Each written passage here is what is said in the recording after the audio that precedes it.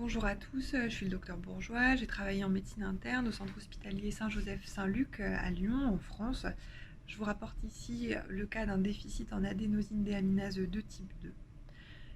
Il s'agissait d'une patiente de 65 ans admise dans le service pour un tableau associant fièvre intermittente, fatigue, ulcère des membres inférieurs et douleurs articulaires. Ses antécédents étaient marqués par un diagnostic de sclérose en plaques posé dans l'enfance, une polyarthrite rhumatoïde séronégative à l'âge de 40 ans. À 60 ans, elle avait été hospitalisée pour une suspicion de vascularite devant un tableau qui associait un livet-d'eau du tronc et des ulcères des membres inférieurs. Une biopsie cutanée avait été réalisée, elle mettait en évidence une vascularite des petits vaisseaux, nécrosante et thrombosante, et une biopsie musculaire retrouvait des arguments en faveur d'une périartérite noueuse. Une artériographie avait retrouvé des microanévrismes spléniques ainsi que des infarctus spléniques et rénaux, et une IRM cérébrale retrouvait également des arguments pour une vascularite à l'étage encéphalique. Un traitement par cyclophosphamide puis méthotrexate avait été mis en place. Malgré cela, la patiente s'est aggravée sur le plan cutané. À 64 ans, un traitement par rituximab est démarré sans efficacité sur les lésions cutanées.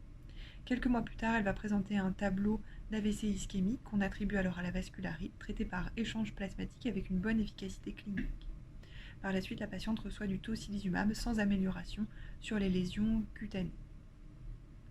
Pendant toute son évolution, la patiente a gardé un syndrome inflammatoire biologique.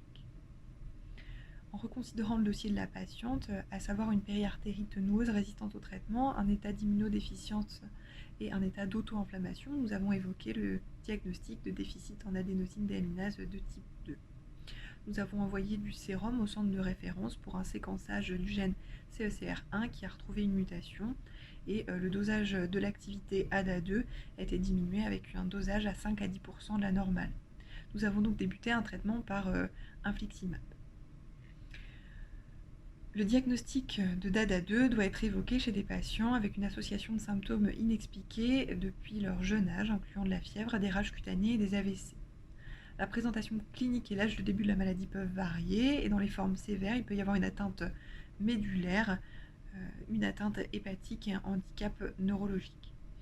Le traitement par anti-TNF-alpha est recommandé, sans qu'à l'heure actuelle les modalités soient encore bien définies.